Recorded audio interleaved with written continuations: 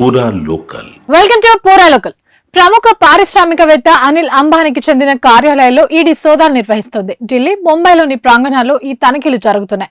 Reliance, Anil Ambani group కంపెనీలు money laundering కు పాల్పడ్డాయన్న ఆరోపణల కారణంగా ఈడీ ఈ సోదాలు చేపట్టింది. అయితే అనిల్ కు చెందిన వ్యక్తిగత నివాసానికి మాత్రం ఈడీ అధికారులు వెళ్లలేదని జాతీయ మీడియా కథనాలు చెబుతున్నాయి.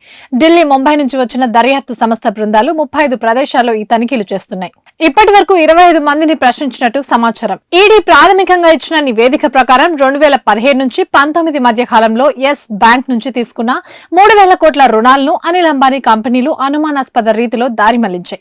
ఆ బ్యాంక్ మాజీ ప్రమోటర్లకు లంచం ఇచ్చారన్న ఆరోపణలు కూడా ఉన్నాయి. ఇదే అంశంలో ఎస్ బ్యాంక్ మాజీ ఎండీ ప్రమోటర్ రాణా కపూర్ పై దాఖలైన మనీ లాండరింగ్ కేసులో భాగంగా 2020లో అనిల్ అంబానీ ఈడీ ఎదుట విచారణకు హాజరయ్యారు. పక్కా ప్రణాళిక ప్రకారమే ప్రజాధనాన్ని స్వాహా చేశారని ఈడీ తన ప్రాథమిక దర్యాప్తులో పేర్కొంది.